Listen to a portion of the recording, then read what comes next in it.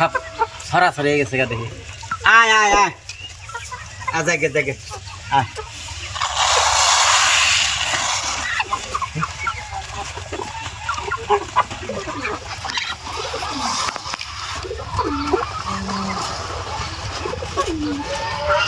আয় আয় আয়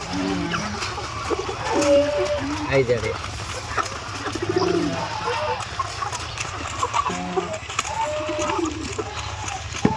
হ্যাঁ এই যে খাড়ি এই যে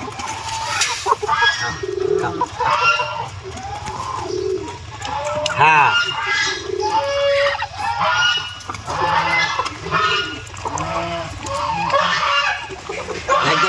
মুরগিগুলো এক এক জায়গায় এক একটা ছেড়ে গেছে। আমি কিন্তু নতুন মানুষ, আমি নতুন খামারি। যেমন রাজা হাঁসগুলা মোটামুটি 6 মাস থেকে পালতাছি, ছাগল ওইরকম 6 মাস থেকে পালতাছি। তারপরে এই যে চীনা হাঁসগুলো দেখেন, এগুলা 6 মাস থেকে পালতাছি। আর এইগুলো যে টাইগার মুরগি, আমি একদিন পাহাড়ে গেছিলাম আর কি, আমার ঘর গাঢ় হয়েছে আর কি, মেঘালয়। আমরা তুরা ডিস্ট্রিক্টের মানুষ। কথা হয়েছে আমার সামনে যে কয়েকটা মুরগি দেখতেছে, এগুলা মুরগির গুলার অনুসন্ধান কিরম করে পাইলাম আমি একদিন পাহাড়ে গেছি। পাহাড়ে যাওয়ার পর আমি বাড়িতে ঘোরার সময় দিয়ে একটা টার্নিং ঘুরবো আর কি, ওই জায়গাটার মধ্যে খালি মোরগ ডাকতেছে, একবারে ডুকরু ডুক করে হবে। তার বহুত অনেকগুলা, মানে কান রাহা যায় না, এত সাউন্ড করে।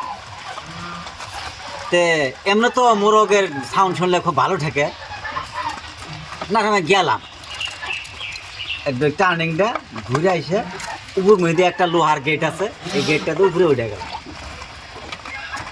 যাই দিয়ে ওই জায়গায় যার কান রাখা যায় না, এই যে শব্দ করতেছে একটা, যাই দেখি ওটাতে গেট আছে, গেটের উপর দিয়ে আর কি দেখা যায় আর কি, নেট আর কি, ওয়ালের উপর দেয়, ওয়ালের ভিতরে ঘর। ডেম দিয়ে দেখলাম এইরকম বড় বড় মুরগি, টাইগার মুরগি কয় না, আর কি বা কি কয়, মানে বিভিন্ন ধরনের মুরগি আছে। তারপরে যাই একলা কমসে কম আধা ঘন্টা খাড়াই আছে, মনে হয় কই দিয়ে সুন্দর করে বাঘটা আছে ভিডিও করবো নাকি, মনে হয় কই দিয়ে গেলে ট্রাইবেল জায়গা ভিডিও করবো, তেন যদি কেউ কিছু কয়, চিনা জানা মানুষও নেই, পাশে ভিডিও করলাম না। এই গাড়ি স্ট্যান্ডে ওটা গাড়ির মধ্যে বইয়ে দিই। তারপরে অনেক টাইম পরে একজন চ্যাংরা আইলো, একজন ছেলে মানুষ আসলো। আসার পরে বললাম ভাই এগুলো যে খামার দেখতেছি যে হাঁস মুরগির খামার, এটা বিক্রি করে না করে? কয় করে তো, কয় বড় নেবো না ছোট নেবো? তো বললাম যে মোরগের সাইজ দেখে বড় গুলো নিন। ওরা তো দেখশন করা মানুষ না, ওরা তো বেছে না। তো কই আজকে তো এটা বড়গুলো নিলে তো অফিসার আসে না, এগুলোর অফিসার আছে। কোটি কোটিটার ঘর, বিশাল বড় বড় ঘর। একটা ঘর বানাইতে মনে হয় কমসে কম 20 লাখ 30 লাখ 40 লাখ করে টাকা গেছে একটা ঘর বানাইতে।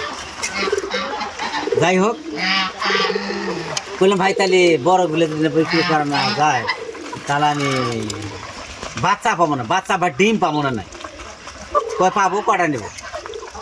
বললাম নিলাম নি, কত করে মানে কিছু মাছ আর? একজনে কয় 75, একজনে কয় 100। আমি ভাবলাম আচ্ছা একজনে 75 তো একজন 100, এটা বাঘা না, নতুন মানুষ দেখে আমার আজকে বালালে কষ্ট নাকি, এটা আমার ধারা, মনের ভাব ধারা। যাই হোক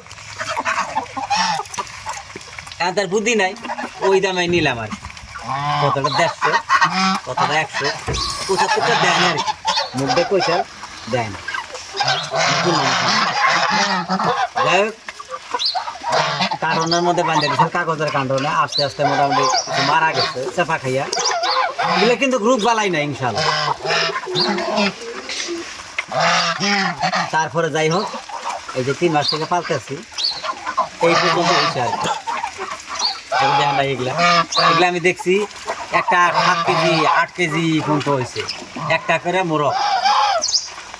যাই হোক আপনারা যদি এগুলা মুরগি যদি পালতে চান, এই ধরনের মুরগি যদি মোরগ যদি পালতে চান, আমার স্ক্রিনে দেওয়া নাম্বারে যোগাযোগ করবেন। এই ধরনের টাইগার মুরগির বাচ্চা পাবেন।